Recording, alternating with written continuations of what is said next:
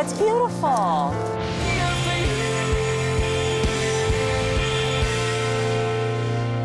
We are so excited, we just can't hide it. CBS mornings are, well, everything your morning should be. Let's do it! Let's go! CBS mornings, starting at 7.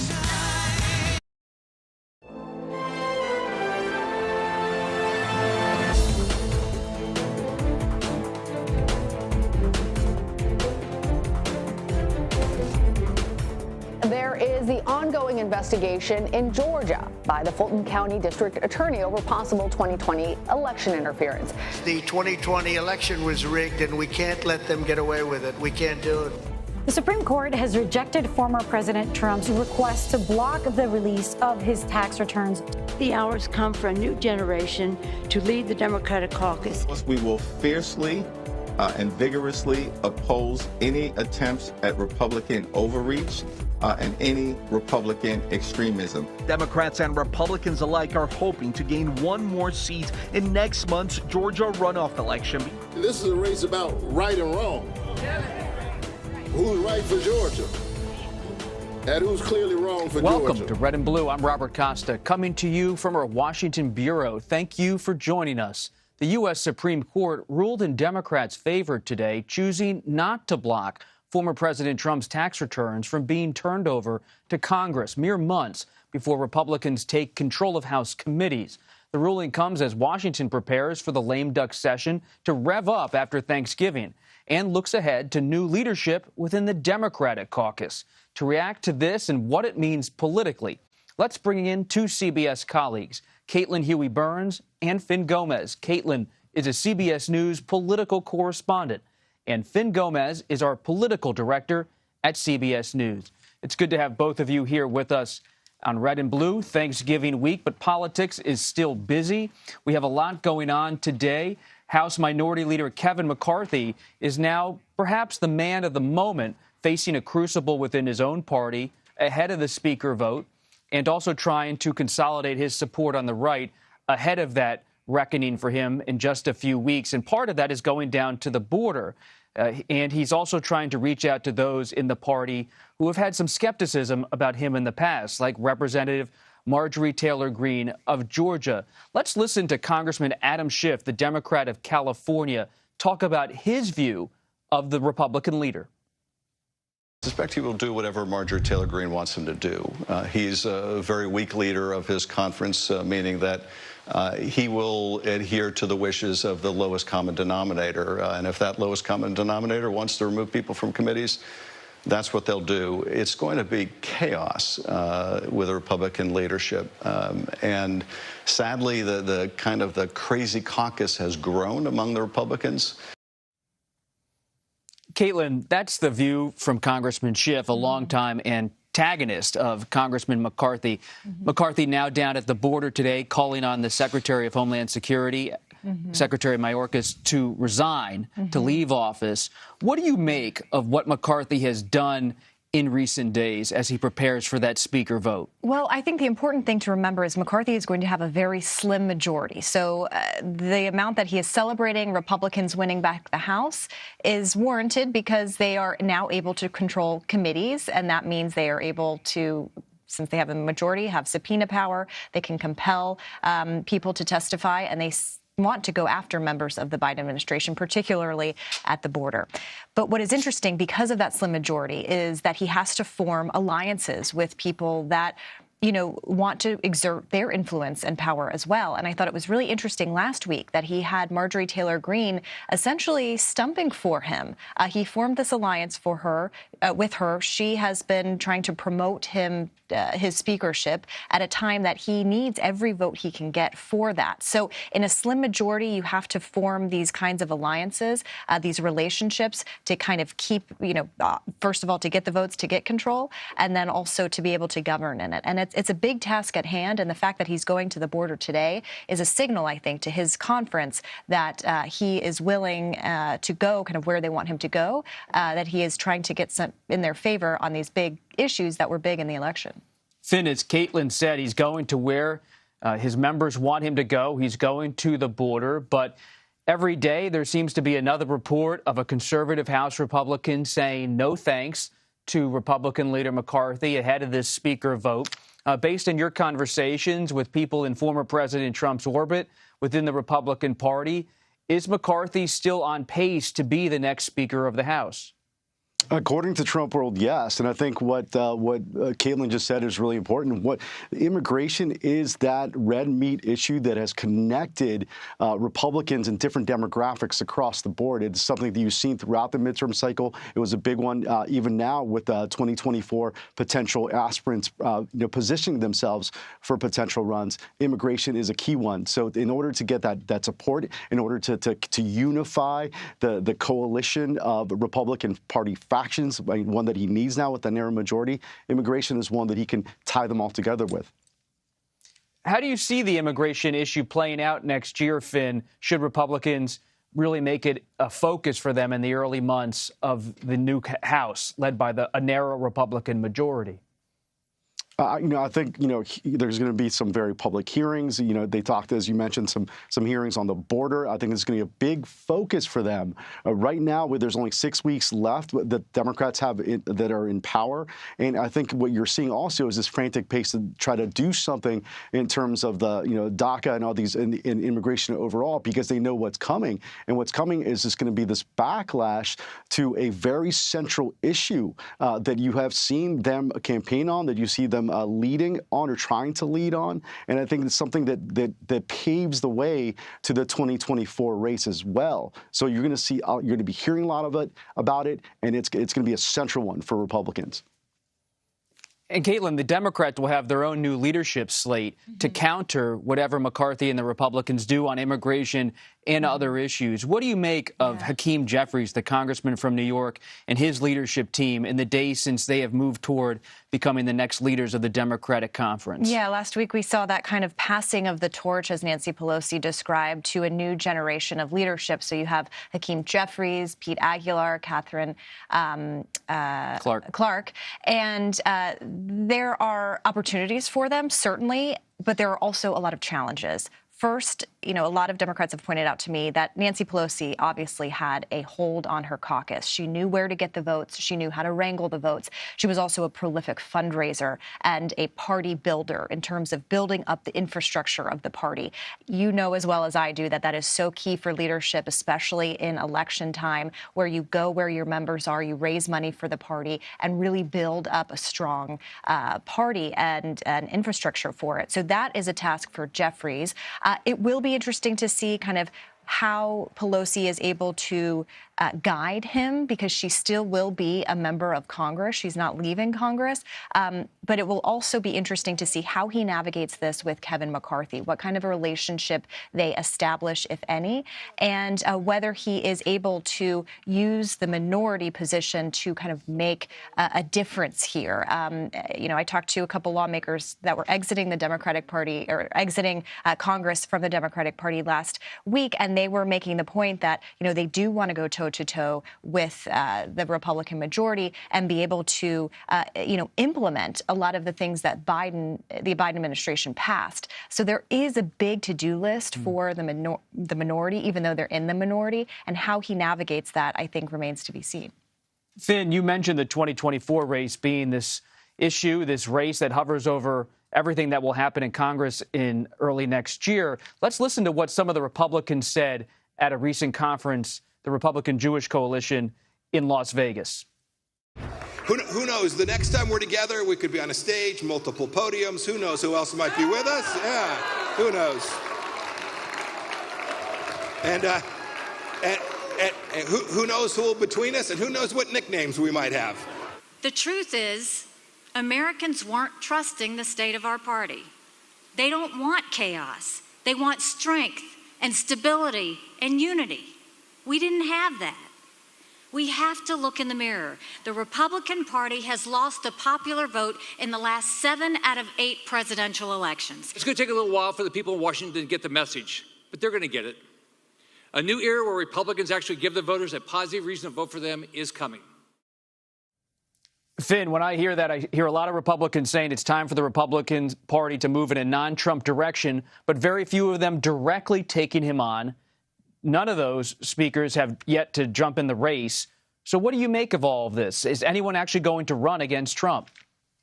I think by the size of the potential 2024 Republican contenders at the RJC in Vegas, I think the answer, at least at this point, is yes. It is going to be an expansive field. It is interesting that no one mentioned his name. Very rarely. It was only Chris Christie who mentioned the words Donald Trump in his speeches there.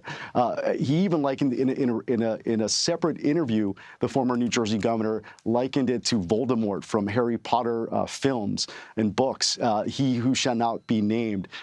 But he was very present. They're obviously alluding to the former president. He still has a strong hold on the Republican Party. As you know, Bob, probably about 30% of the Republican base still support him. However, his power, at least according to the Republican strategists, many of whom were in Vegas this weekend, they say that it's diminished. There's still a lot of blame, a lot of blame and finger pointing towards the former president because of the lackluster underperformance of the Republican Party during the 2022 midterms. Caitlin Huey-Burns and Finn Gomez, thank you so much. Coming up, a number of associates and allies of former President Trump have now appeared before a grand jury in Georgia that's investigating the 2020 election. We'll break down the latest on that investigation next. You're streaming Red and Blue.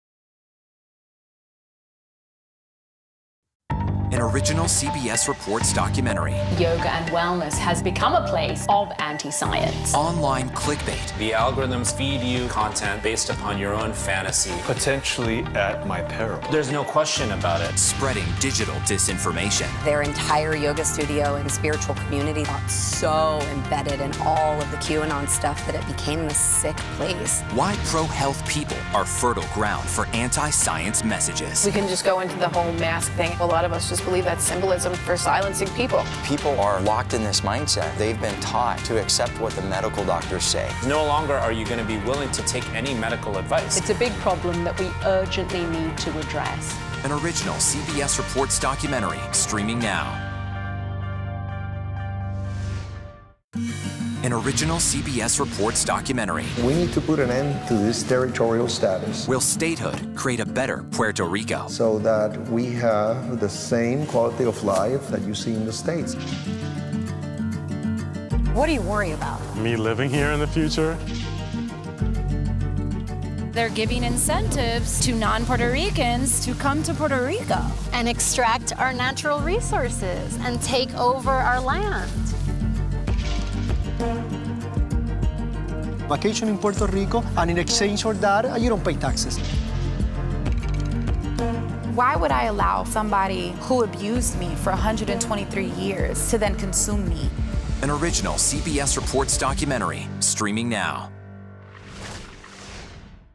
When weather turns extreme. States from the plains to the northeast are bracing for more than 2 feet of heavy snow. Every second counts. This is a monster winter storm. CBS News and the Weather Channel bring you virtual weather technology so advanced, so real. There's a wrinkle in the forecast, the accumulating ice. You'll have time to get prepared. Take precautions before you head out. Feel the forecast on the CBS Evening News with Nora O'Donnell. People from every corner of America facing challenges. Everyone is just looking for some type of connection. Just raise your hand and say, hey, I'd like to help. Coming together to find solutions. We are going to do something about it. Their stories are our stories. Welcome to Eye on America. Stream now on the free CBS News app. We are so excited, we just can't hide it. CBS Mornings are, well, everything your morning should be. Let's do it! Let's go! CBS Mornings, starting at 7.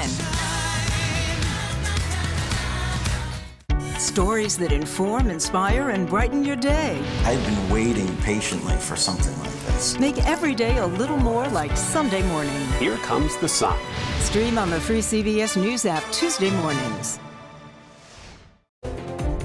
Welcome back to Red and Blue. I'm Robert Costa. South Carolina Senator Lindsey Graham appeared before a grand jury in Fulton County, Georgia, earlier today.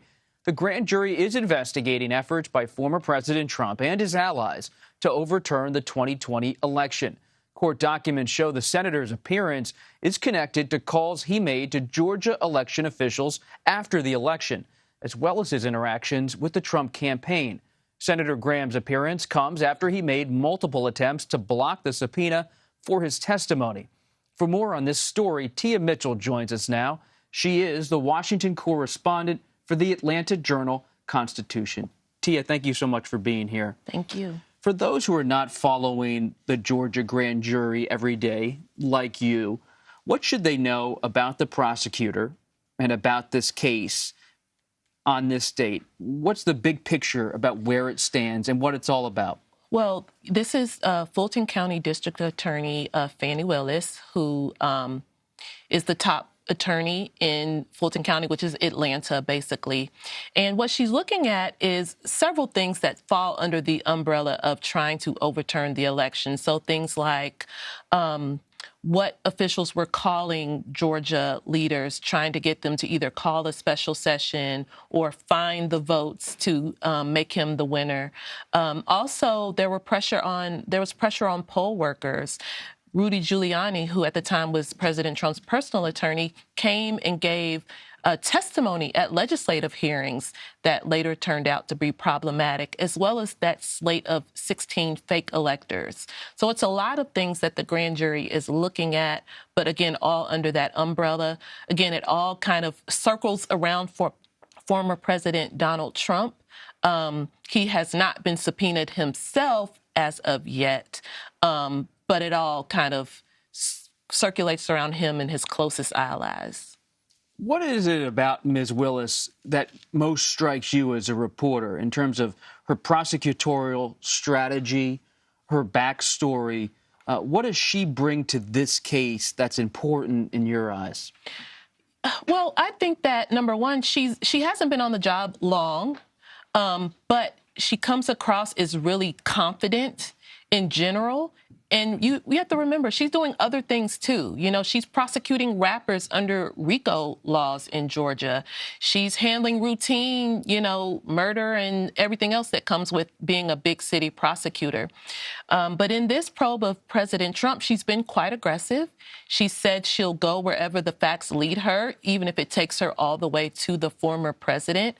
So, again, she's shown a lot of grit and a lot of confidence as she navigates what is, number one, a very large investigation, but as we see, an investigation that's also very high profile.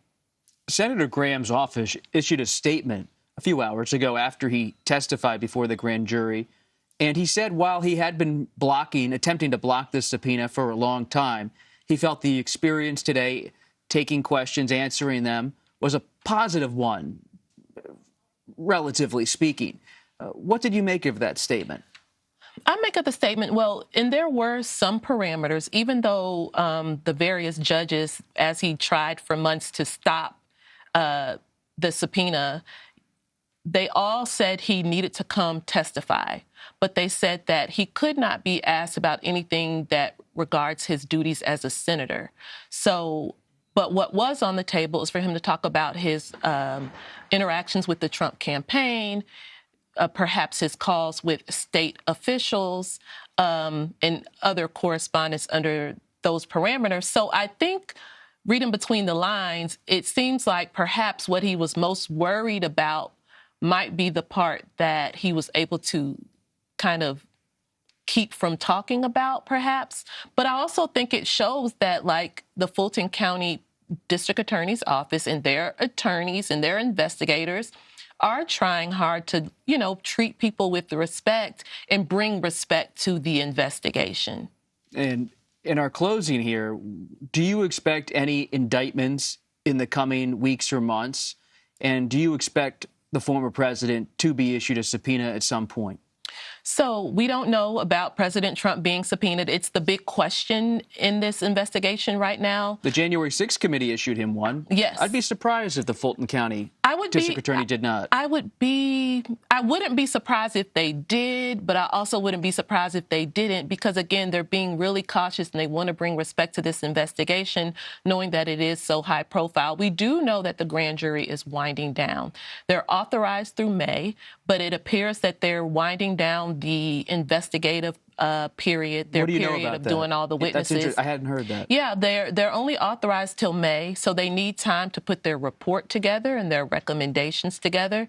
So the grand jury will have to deliberate and kind of come up with what they want to put in their report. The district attorney, Fani Willis, does have the final say over who should or should not face charges.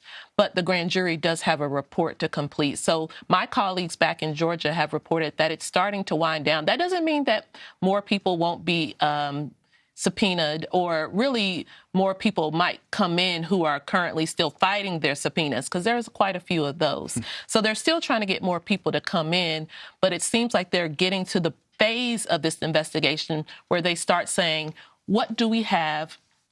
What do we think is criminal, and who, if anyone, should face charges?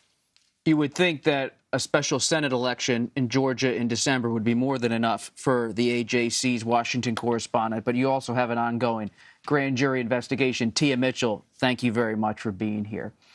And as we were discussing earlier, Republicans on Capitol Hill are vowing multiple investigations when they retake the House majority in January. Why we could see even impeachment proceedings for a Biden administration official. That's next.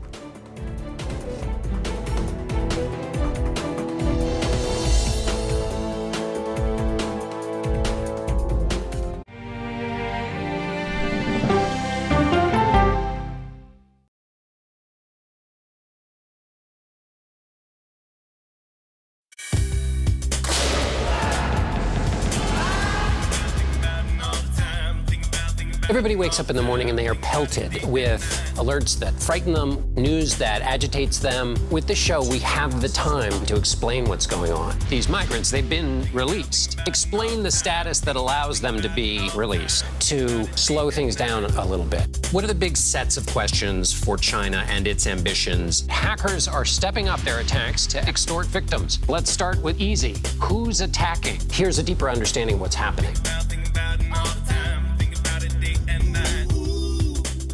Prime Time with John Dickerson. Stream on the free CBS News app. An original documentary from CBS reports tensions rising between a powerful country and a vital island. The supply of this technology came grinding to a halt. The world would grind to a halt. Absolutely. As Taiwan faces threats and aggression, Taiwan is on the front line, and we understand our responsibility as a democracy. We cannot fall. CBS News examines whether they can defend themselves. Putin, Ukraine, China, Taiwan, there are manifestations of the battle between autocracy and democracy. And that is a fight that we're all engaged in. Defending Taiwan, now streaming on the free CBS News app. When weather turns extreme, States from the plains to the northeast are bracing for more than 2 feet of heavy snow. Every second counts. This is a monster winter storm. CBS News and the Weather Channel bring you virtual weather technology so advanced, so real. There's a wrinkle in the forecast, the accumulating ice. You'll have time to get prepared. Take precautions before you head out. Feel the forecast on the CBS Evening News with Nora O'Donnell. People from every corner of America facing challenges. Everyone is just looking for some type of connection. Just raise your hand and say, hey, I'd like to help. Coming together to find solutions. We are going to do something about it. Their stories are our stories. Welcome to Eye on America. Stream now on the free CBS News app. When it comes to the money you spend every day, we have you covered every morning. Making money makes sense. Weekdays on CBS Mornings. After decades in the public eye and public service, this mother-daughter duo is now talking about gutsy women. What's the gutsiest thing you've ever done? We go person to person with Secretary Hillary Rodham Clinton and Chelsea Clinton. Now streaming on the free CBS News app. Stories that inform, inspire, and brighten your day. I've been waiting patiently for something like this. Make every day a little more like Sunday morning. Here comes the sun. Stream on the free CBS News app Tuesday mornings. Welcome back to Red and Blue. I'm Robert Costa. Current House Minority Leader and the possible next House Speaker Kevin McCarthy gathered with other Republican members of Congress at the southern border in El Paso, Texas today. McCarthy spent most of his speech going after Homeland Security Secretary Alejandro Mayorkas. Today, I am calling on the Secretary to resign. He cannot and must not remain in that position. If Secretary Mayorkas does not resign, House Republicans will investigate every order, every action, and every failure will determine whether we can begin impeachment inquiry. If Secretary Mayorkas was in charge of any company, he would have been fired by now for the failures of what he has caused. For more on this story, CBS News Homeland Security and Justice reporter Nicole Skanga joins us now. Nicole, thank you for being here. You report deeply on DHS for CBS News. How has the department responded to the House Republican leader this evening? Bob, good to be with you. I just received a response from the Department of Homeland Security from a spokesperson. I'm going to read it to our viewers. It says, Secretary Mayorkas is proud to advance the noble mission of this department, support its extraordinary workforce, and serve the American people. He has no plans to resign. The statement goes on to say that the department will continue work to enforce laws and secure the border, and mentions that the immigration system is outdated and that immigration has not been reformed or overhauled in nearly 40 years. Of course, that a reference to a Reagan-era legislation that passed back in 1986. So here, clearly, the secretary responding within minutes to Leader McCarthy's announcement, saying that he has no plans to step down. Nicole, does that back up your reporting behind the scenes? He faces a very turbulent year should he stay at DHS in 2023. How do you believe the coming months will play out inside DHS?